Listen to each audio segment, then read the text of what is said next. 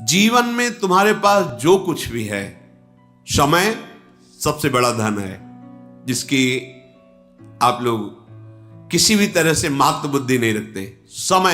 समय से बढ़कर कोई वस्तु नहीं। कई बार सत्संग में कहा है, मानो आपकी अवस्था 60-70 वर्ष की हो गई, जीवन भर धन कमाया, खूब सब वैभव है, अब आखिरी समय आ गया, श्वास अंतिम चल रही है, अब आप कह दो कि पूरे जीवन की कमाई दे दूंगा, एक श्वास और ले लेने दो।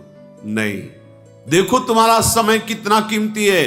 पूरे जीवन से कमाए हुए धन से एक श्वास भी ऐसे नहीं ले सकते, वहीं रुक जाएगी। नहीं कीमत है ये वैभव नहीं है।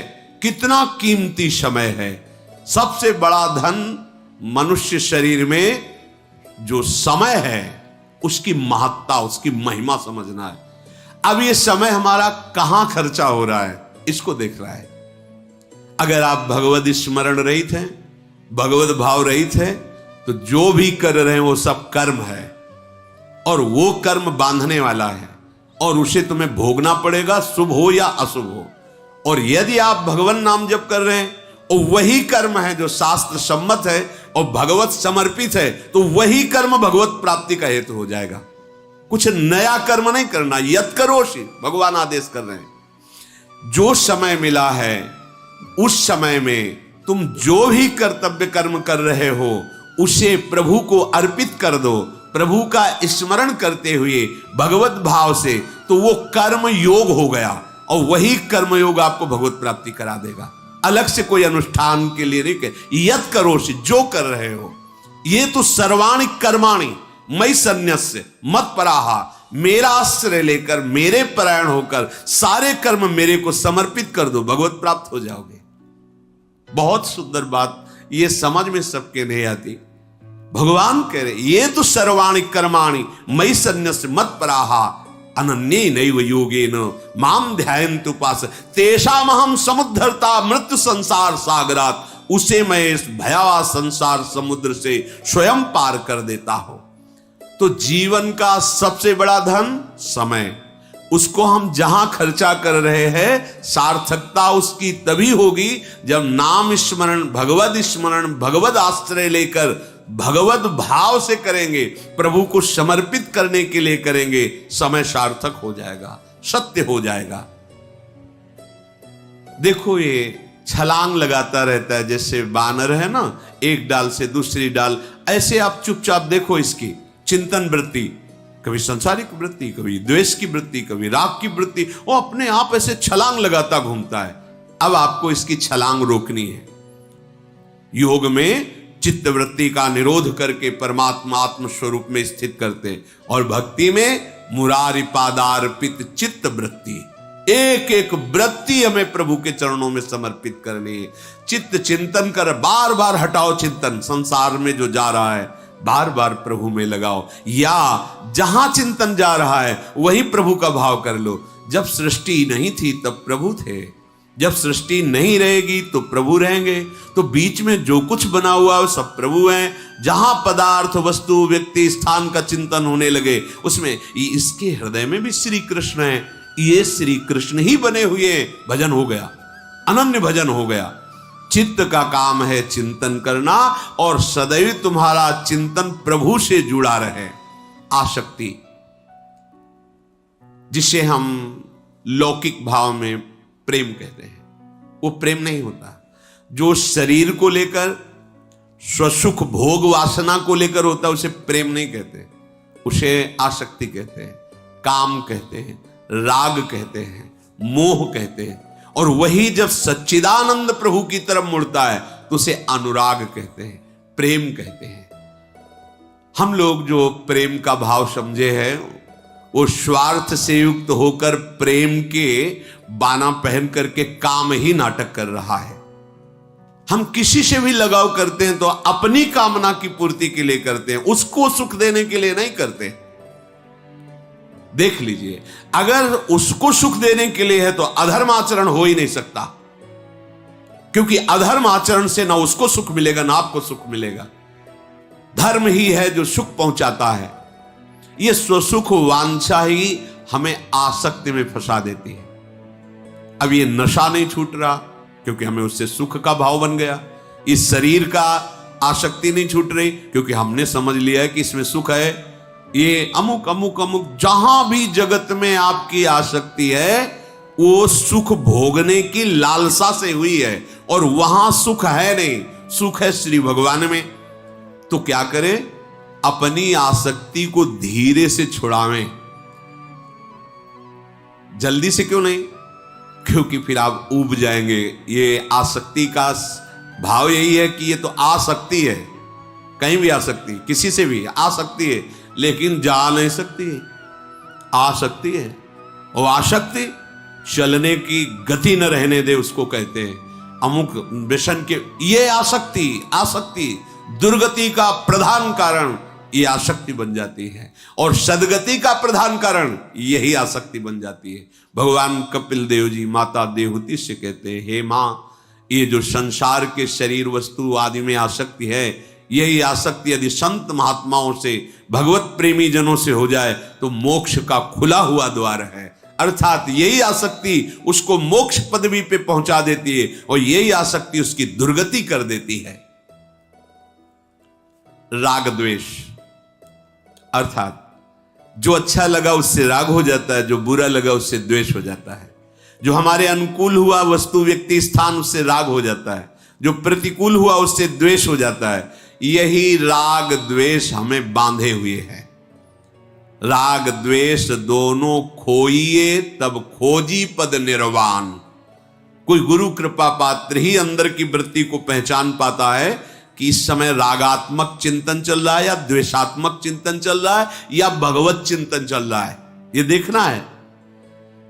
सदैव हमारी वृत्तियां ये दो तार में घूमती रहती। जैसे बिजली आती है ना, तो एक गरम एक ठंडा। ठंडा अनुकूल राग, गरम प्रतिकूल जलाने वाला। इन्हीं दोनों में हमारी जीवनी शक्ति विचर रही है। देख लो, कोई रागात्मक चिंतन, कोई द्वेषात्मक चिंतन। अगर राग द्वेष का कनेक्शन कट जाए तो अभी आप आनंद में डूब जाएंगे, क्योंकि आपका स्वरूप ही है सुख राशि, चेतन अमल सहज सुख राशि। आपको कोई निर्मल करने की जरूरत नहीं है, आप कभी मलिन हुए ही नहीं। चेतन अमल, अमल कोई मल आपको छू नहीं सकता। आप चैतन्य घन हैं। मल जड़ शरीर के द्वारा किए हुए कर्म है, वासनाओं के द्वारा भोगे हुए अधर्मयुक्त विषय है। आपका स्वरूप कभी मलिन नहीं हुआ, ये आपको अनुभव में आ जाएगा। तो कैसे हुआ? अमल सहज सुख राशि, सहज सुख, बिना किसी साधना बिना किसी क्रिया के जो सुख का स्फुरण होता है उसे सहज सुख कहते हैं। जो सहज सुख है वही श्री जी बरसाती, इसलिए उन्हीं का नाम बरसाने वाली। बरसंत में वो सहजाद्भुत सौख्य धाराम श्री राधिका चरण रेणु महामिस्मरामी।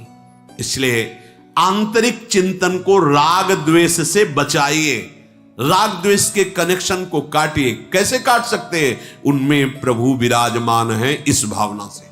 ना किसी से नफरत द्वेष और ना किसी से आसक्ति राग। परिस्थिति में सम रहना, चाहे जितनी भी। ऐसा होता है, बड़े बड़ों के जीवन में आता है। कभी बहुत आनंद के अवसर आते हैं, कभी बड़े दुख के अवसर आते हैं, कभी बड़ी विपत्तियां आती तो कभी संपत्तियों का अंबार लग जाता है। उपासक को संपत्ति अनुकूलता आने पर, सम्मान मिलने पर हर्ष नहीं होना चाहिए, और विपत्ति सब लुट जाने पर शोक नहीं होना चाहिए। ऐसा कैसे हो सकता है? ऐसा इसलिए हो सकता है कि उसने महान धन को प्राप्त कर लिया, वो श्री भगवान का नाम, राधा राधा राधा। ये संपत्ति आई, श्री जी का दुलार है, राधा राधा, सब छिन गया। तो क्या परेशानी, श्री जी है ना, अनंत ब्रह्मांडों के स्वामी, जिनके अधीन वो हमारी श्री जी हैं। ये क्या संपत्ति, वो एक सेकंड में ऐसी व्यवस्था कर देंगी जो हम सोच नहीं सकते। क्या विषाद होगा, क्या शोक होगा? अपने हृदय में प्रत्येक परिस्थिति में समान भाव रखना। ना तो बहुत गर्वीली वृत्ति आ जाना कि बहुत अब धन आ रहा है, लोग बहुत, वो सब तुम्हारे पतन का कारण हो जाए। अब तो कोई पूछता नहीं, सब जा रहा है, अब क्या होगा, अब बहुत मंगल होगा, क्योंकि मेरे प्रभु मेरे साथ हैं। परिस्थिति में जो हर्ष और विषाद को प्राप्त होना है, यह हमारी कमजोरी है, अज्ञान है, मूढ़ता है। इतना सब होने पर भी तुम्हारे जीवन में विनम्रता होनी चाहिए, अहंकार रहित जीवन होना चाहिए, नम्र जीवन, शीलवान। आपका व्यवहार होना चाहिए हंस बोले बहु मान दे, तरुषम सहनशीलता होए, परम उदार कहे सब कोई, सोच न मन कबहू करे। कोई भी कैसा तुम्हारे साथ व्यवहार करे, आपकी मुस्कुराहट में फर्क नहीं पड़ना। राधे राधे, राधा राधा। हमारा स्वभाव जितना विनम्र, जितना दैन्य, जितना प्रेममय होगा, उतनी ही हमारी साधना सफल हुई है। जीवन का सदा विनम्रमय रहना, संयम पूर्ण रहना, सदाचार पूर्ण रहना, ये साधना का फल है। जीवन में साधना हुई है, इसका परिचय है विनम्रता, दैन्यता, प्रेम। सबसे सब जीवन सो प्रीति, पर रीति निबाहता अपनी। रीति क्या है? आपसे कुछ नहीं चाहिए, सबसे प्रेम का बर्ताव है। आप सुखी रहें, आप आनंदित रहें। अगर वो नाटक है प्रेम दिखाकर कुछ लेना, बात अलग हो गई, लेकिन स्वाभाविक प्रेम, कुछ चाह नहीं। हमारे हृदय में एक ही चाह है कि सबके हृदय में जो विचरण करने वाले प्रभु हैं, वो हम पे प्रसन्न हो जाएं, हमारी इस चेष्टा से रीझ जाए। इस भाव से हम सबको अपने प्रभु भाव में लाके सबकी सेवा, सबको वाणी के द्वारा, शरीर के द्वारा, मन के द्वारा सुख पहुंचाने का भाव, विनम्रता, संयम, सदाचार, ये परम शांत हृदय हो जाएगा। सर्वत्र राधा माधव का नित्य नूतन लीला विलास अनुभव करना अपने आप आ जाएगा। इसके लिए फिर चिंता नहीं करनी। आगे जो शुरू होगा वो तुम्हारे बस की बात नहीं, वो उनकी तरफ से होगा ये सब उन्हीं की कृपा से। पर आप इतना करें तो 11वें में फिर लिखा है, नित्य निरंतर राधा माधव की लीला का साक्षात्कार हो जाएगा। इन्हीं नयनन सब सुख देखें, वो देख रहा है अपनी प्रिया, जगत नहीं दिखाई दे रहा, प्रिया प्रीतम की राधा माधव की दिव्य लीला। इसलिए प्रभु का आश्रय लेकर निरंतर हम हर कर्म, हर क्षण प्रभु को समर्पित करते रहे। जीवन का तुम्हें एक लक्ष्य चुनना होगा कि मुझे भगवत प्राप्ति इस जन्म में करनी है। तुम्हें महासुखी, देखो 10-20 ग्राम सोना, किलो 2 किलो सोना, 10-50 किलो सोना एक तरफ रखा हो और पारसमणि एक तरफ रखी हो, तो मूढ़ आदमी क्या करेगा? वो सोचेगा इतनी बड़ी पारसमणि इसको ले क्या करेंगे, 50 किलो सोना ले लेते हैं। लेकिन वो ये नहीं जानता कि अगर पहाड़ का पहाड़ लोहा हो और ये छुआ दो तो सोना बन जाएगा। और जो चतुर है वो क्या करेगा? मणि लेगा। नहीं, सोना नहीं चाहिए। क्यों? हम जितना चाहेंगे उतना सोना बना लेंगे। हमें पारसमणि मिल गई, हमें प्रभु कृष्ण मिल गए, हमें भगवान मिल गए। ये जिसने सृष्टि बनाई, एक पलक झपकते, अब मुझे क्या। पर हमारी मूढ़ता नहीं जाती। हम सृष्टि के कुछ भोगों के पीछे अपने महामंगल विधान करने वाले भगवान को भूल जाते हैं। भगवान का लक्ष्य ही नहीं बनाते कि मुझे प्रभु चाहिए। एक तरफ संसार के भोग और एक तरफ प्रभु। पहला नंबर, आपको ये निश्चय करना होगा कि मुझे प्रभु चाहिए। ये सब अपने आप मिल जाएगा। प्रभु के प्राप्ति के मार्ग में चलने पर ही ये मिलने लगता है। प्रभु मिल गए तब तो इसका महत्व ही नहीं रह जाएगा, क्योंकि असलियत पता चल जाएगी कि ये जादू का तमाशा है, माया है, ये सत्य विषय नहीं है। आखिरी में बड़े बड़ों को पश्चाताप हुआ है। महान बलशाली विश्व विजेता सिकंदर जिधर जाता जय प्राप्त करके आता, ढेर सारे रत्न आभूषण सब विजय। महात्मा एक देखा सिकंदर आ रहा, नाचने लगे। नजदीक आया, क्यों नाच रहे हो? देखा कि आप जैसा बलशाली ऐश्वर्यवान आ रहा है, मेरी बात बन जाएगी। क्या चाहिए तुझे? चाहिए नहीं, हमारे कपड़े फट जाते हैं, पुराने हैं, तो एक सुई है, इसे तुम ले लो, और जब हमारा शरीर छूटे और आपका छूटे तो वहां हमें जरूरत पड़े सुई की तो आप सुई ले आना। बोले कैसी बात करते हो मूढ़ता की, महात्मा होकर तुम्हें इतना ज्ञान नहीं कि शरीर छूटने के बाद सुई भी नहीं जाती। अच्छा, तो तुम्हें यह ज्ञान है? अगर ये ज्ञान है तो फिर क्यों हिंसा करते हो, क्यों लोगों को मार रहे हो, क्यों लूटपाट कर रहे हो? राज्य को आप विध्वंस कर रहे हैं अपने बल विक्रम से। मरने के बाद जब सुई भी नहीं जाती तो तू क्या ले जाएगा? भूल हो गई। अपने निजी जनों को कहा जब मेरा शरीर छूटे ऐसे हाथ कर देना कि सिकंदर खाली हाथ गया, कुछ भी हाथ में नहीं ले जा पाया। वास्तविक खाली हाथ वही है जो भगवान शिव विमुख है। हमको एक लक्ष्य बनाना चाहिए। पहला नंबर, मुझे भगवत प्राप्ति करनी है। पहले ऐसे सोचो बस। ये बात यहां तुम्हें नहीं सोचनी है हम तो गृहस्थ हैं, हमारा तो ये कर्तव्य है, हम तो ऐसे भोग भोगते हैं, हम तो नीच हैं, पापी, हम कहां भगवत प्राप्ति। ये तो बड़े पवित्र जितेंद्रीय महात्माओं का विषय नहीं। आपसे प्रार्थना करते हैं, पारसमणि ये नहीं देखती कि ये लोहा पंडित जी के घर का है या लोहा किसी के गला काटने वाला है। जहां छूती उसको सोना बना देती है। हमारे श्री भगवान का नाम ऐसा महामणि, ऐसा महामहिमा में घोर पापाचारी भी यदि राधा राधा राधा, तो जब एक प्राकृतिक मणि अपने प्रभाव से भेद ना देख करके उत्तम अधम का और उससे स्वरूप सोना बना देती है, अपनी महिमा प्रकाशित कर देती है, तो नाम फिर ये तो चिदानंद है। ये क्या देखेगा कि तुम पापी हो कि पुण्यात्मा हो, तुम्हें भगवत धाम प्रदान कर देगा। हमें अपनी तरफ नहीं देखना, हमें प्रभु के नाम की तरफ, उनकी महिमा की तरफ देखना है। तो पहला, मुझे इसी जन्म में भगवत प्राप्ति करनी है। ये तुम्हें सोचना। क्या है भगवत प्राप्ति तुम नहीं जानते, बस सुन लिया कि मुझे भगवत प्राप्ति करनी, आप इतना निश्चय कीजिए। दूसरा, आपकी बुद्धि का काम होता है सुख विचार करना। इस भोग में सुख है, इस भोग में सुख है। जब तक वो निश्चय नहीं करेगी मन कोई कार्य नहीं कर सकता। ध्यान रखना, बुद्धि का निश्चय ही मन को संकल्पित, और संकल्प ही इंद्रियों का क्रियाओं में भोगों में उतरना होता है। दूसरा नंबर, बुद्धि जब आपके किसी भोग का सुख में विचार करने लगे उसी समय काटो। अगर इनमें सुख होता तो सब सुखी हो जाते। सुख तो श्री भगवान में है, क्योंकि पहला लक्ष्य बनाया भगवत प्राप्ति।